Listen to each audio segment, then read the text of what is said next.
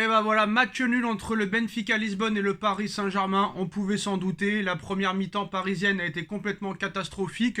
Comme tout le monde le disait avant le match, qu'on allait subir, qu'on allait se faire dominer, qu'on allait très clairement se faire bouger, qu'ils allaient mettre plus de rythme que nous, plus d'intensité que nous. Et c'est exactement ce qui s'est passé en première mi-temps. Parce qu'en première mi-temps, à part le but exceptionnel de Léo Messi, la combinaison entre Neymar, Mbappé, Messi, rien à dire sur le but, mais très clairement, en première mi-temps, on s'est fait bouger, on s'est fait dominer, on a beaucoup subi, et c'est très clairement ce qu'on pensait avant le match. Voilà, on a fait plusieurs vidéos, vous le savez très bien, même sur les réseaux, ça a parlé avant le match, pendant l'heure du match, une heure avant le match, tout le monde disait qu'on allait se faire dominer. Donc très clairement, on s'attendait à ça. Après, quand même, en première mi-temps, même si cette première mi-temps a été catastrophique au niveau du jeu et au niveau des occasions, on a eu quelques séquences de 5 minutes où on arrivait à garder le ballon, on construisait, mais à l'arrivée, rien, aucune occasion. Le gardien n'a pas fait un arrêt du Benfica en première mi-temps. C'est pas normal. Tu peux avoir le ballon pendant 3 heures, mais si t'en fais rien, ça ne sert à rien, très clairement. Après, les choix de Galtier en deuxième mi-temps, on va en reparler très clairement. On va parler d'abord du match exceptionnel de Gigi Donnarumma, très clairement son meilleur match depuis qu'il a débarqué au Paris Saint-Germain. Il a pris 0 risque, il a réalisé 6 arrêts et ce soir il a été complètement monstrueux. C'est Gigi Donnarumma qui a maintenu en vie le Paris Saint-Germain ce soir, très clairement. Voilà, la première mi-temps, honnêtement, c'est ce qu'on voit depuis 5 matchs, hein, même 6 matchs maintenant. C'est ce qu'on voit depuis la deuxième mi-temps contre la Juventus de Turin. Le Paris Saint-Germain est revenu à l'époque de Pochettino. Après, je vais pas aller au-delà, je vais pas aller quand même jusqu'à là, quand même pas. On va pas se mentir, c'est quand même un peu mieux. On a vu quand même une deuxième mi-temps bien meilleure que la première. Mais malheureusement, dans le football, un match il dure 90 minutes, voire 95 minutes, si tu rajoutes les arrêts de jeu. Et très clairement, si tu fais pas un gros mercato d'hiver, je pense pas que tu pourras aller au bout, très clairement, dans cette compétition. Très clairement. Parce que ce soir, on a joué le Benfica Lisbonne, qui est un grand club, hein, très grand club, mais qui ne fait pas partie du top 8 européen. Alors certes, ils jouent très bien, certes, ils sont invaincus, mais quoi qu'il en soit, ce soir, déjà avant le match, on avait l'impression qu'on allait rencontrer Manchester City, le Real, le Bayern, le Barça. Mais non, c'était Benfica Lisbonne. Avec tout le respect que j'ai pour eux, la première mi-temps du Paris Saint-Germain est cataclysmique. C'est pas possible. Pas de rythme. On se fait bouger de la première à la 45e minute de jeu. C'est un jeu comme d'habitude, complètement stéréotypé. On se fait bouger. C'est une déchetterie. Très clairement, c'est la poubelle. C'est la poubelle en première mi-temps. Le nombre de pertes de balles, c'est incroyable. Ramos et Marquinhos aux fraises. Et là, je suis désolé, Sergio Ramos en première mi-temps, c'est très limite. Très clairement, très limite. Combien on a perdu de ballons en première mi-temps? Mais on a perdu 6 milliards de ballons. C'est pas concevable quand tu prétends gagner la Ligue des Champions.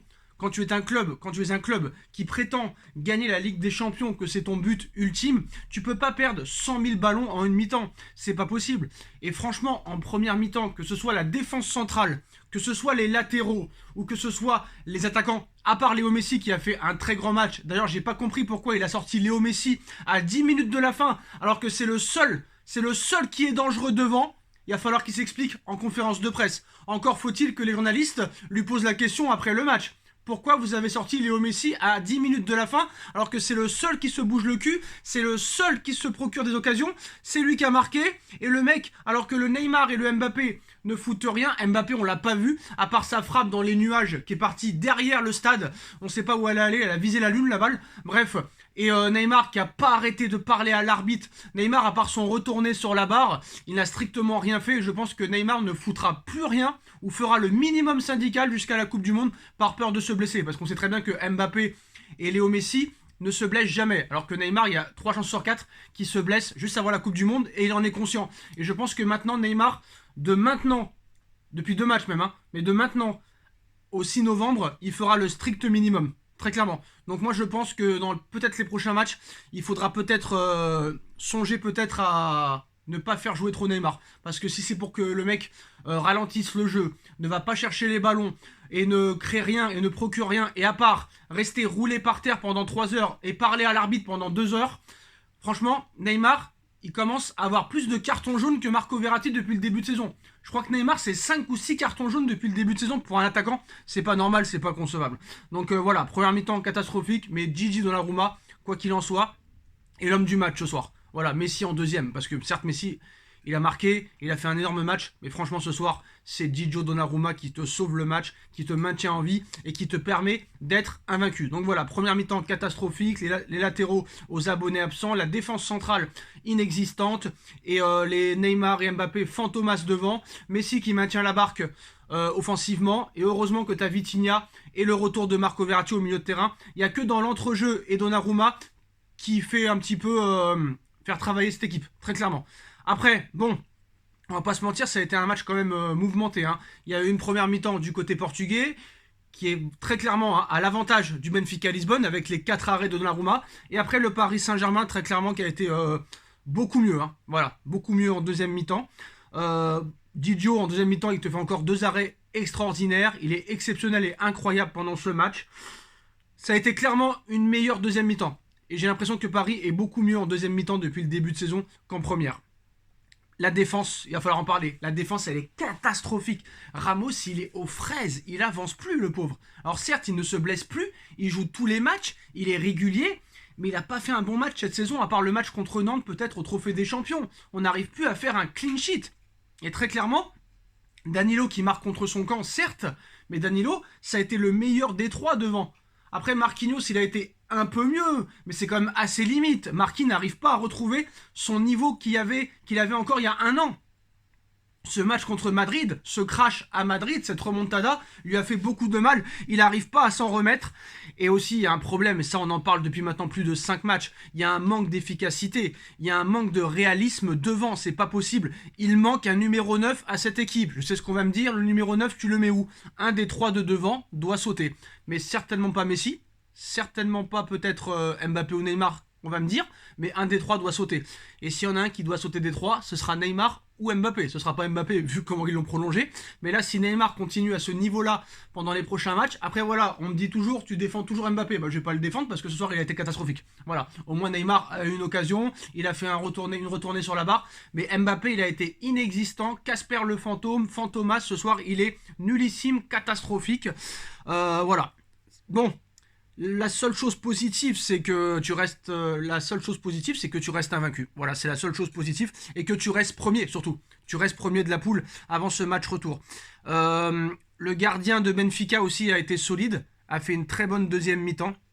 Mais il y a trop de pertes de balles, il n'y a pas assez de rythme, il n'y a pas assez de volonté, il n'y a pas assez de motivation, il n'y a pas assez de jeu vers l'avant, il n'y a pas assez de rapidité. C'est un jeu complètement stéréotypé. Le ballon, ils ne savent pas quoi en faire en fait. C'est pour ça qu'il manque un vrai neuf, une pointe, un Vlahovic, un Erling Haaland, un R9, tu vois ce que je veux dire? Mbappé qui a pleuré pendant je sais pas combien de temps pour jouer numéro 9, pourquoi il fait pas jouer Mbappé en numéro 9? Parce que si tu mets Messi dans l'axe, bah tu peux pas mettre Mbappé numéro 9. Sauf que si tu mets Messi sur le côté, Messi il est moins bon. Alors que depuis que Messi est revenu dans l'axe, Messi est métamorphosé. Quand tu vois Messi ces 2 premiers mois et le Messi de l'année dernière, c'est le jour et la nuit. Donc comment tu fais? Donc t'as un problème. Très clairement, t'as un problème. Mbappé, il a été trop maladroit. Trop de mauvais choix. Combien de mauvais choix il a fait? C'est complètement incohérent. Voilà. Mais bon, il faut pas en vouloir à Danilo sur le but contre son camp parce que Danilo, c'est le meilleur défenseur ce soir. Donc commencez pas à critiquer Danilo ce soir. Mais voilà. À ce niveau-là, tu peux pas perdre autant de ballons. À ce niveau-là, tu ne peux pas être aussi peu efficace que tu l'as été ce soir. À ce niveau-là, un mec qui touche 100 millions d'euros par an ne peut pas être aussi catastrophique que ce soir contre le Benfica Lisbonne. Après voilà, la vérité du mois d'octobre n'est pas celle du mois de mars. Il va falloir que le PSG continue à progresser. Galtier, j'ai pas trop compris pourquoi faire rentrer Fabian Ruiz à la 86e, même si Fabian Ruiz a failli marquer avec cette frappe de loin que je voyais bien finir au fond des filets, mais voilà. Il y a trop peu d'occasions, il y a trop peu de réalisme dans cette équipe. C'est pas une équipe tueuse. Et moi, il faudrait qu'on m'explique comment les 8 premiers matchs, tu mets des 7-1, tu mets des 5-0, tu mets des 5-2, tu mets des 4-0, des 3-0, et depuis 5 matchs, tu n'avances plus. Moi, je sais pas. Les médias, les journalistes, cartes de presse, les mecs qui préfèrent poser des questions sur des chars à voile, sur les déplacements du PSG en jet privé plutôt que du jeu. C'est pas un club comme les autres et les médias français sont complètement incroyables. Je sais même pas s'ils connaissent le football. Donc voilà, je suis très déçu de ce match. Quoi qu'il en soit, la deuxième mi-temps, il faut la retenir. Mais c'est vrai qu'à l'approche de cette Coupe du Monde, j'ai peur qu'il y a quelques joueurs qui baissent de rythme très clairement.